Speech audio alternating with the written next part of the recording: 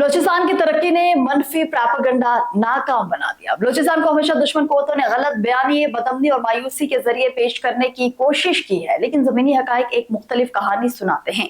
गुज़िश्ता दहाइयों में बलूचिस्तान ने तालीम, सेहत, सड़कों, यूनिवर्सिटीज और बुनियादी ढांचे के मैदान में नुमाया सफर तय किया है। जहां कभी तालीमी इदारों की तादाद इंतहाई महदूद थी, आज सूबे में हजारों स्कूल, जामिया, सेहत की सहूलियात और तवील सड़कों का नेटवर्क मौजूद है।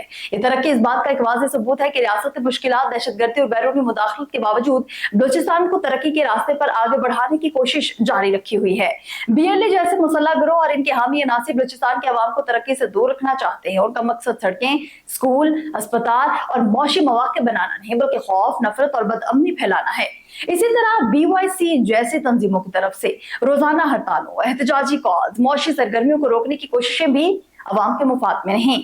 जब कारोबार बंद होता है, सड़कें बंद होती हैं और सरमायाकारी रुकती है, तो नुकसान आम बलोच शहरी का ही होता है। लेकिन बलूचिस्तान के बादशाह और अवाम ने बार बार साबित किया कि वो तरक्की, तालीम, अमन और रोजगार के साथ खड़े हैं। अवाम जानते हैं कि सूबे का मुस्तकबिल बंदूक, हड़ताल और नफरत में नहीं, बल्कि यूनिवर्सिटी, अस्पताल, सड़क, रोजगार और अमन में है। बलूचिस्तान पाकिस्तान का दिल है और इसका मुस्तकबिल पाकिस्तान के साथ ही महफूज, रोशन और मजबूत है। मनफी प्रोपेगेंडा कमजोर पड़ चुका क्योंकि हकाइक बोल रहे हैं। बलूचिस्तान बदल रहा है, आगे बढ़ रहा है और तरक्की का ये सफर रुकने वाला नहीं है।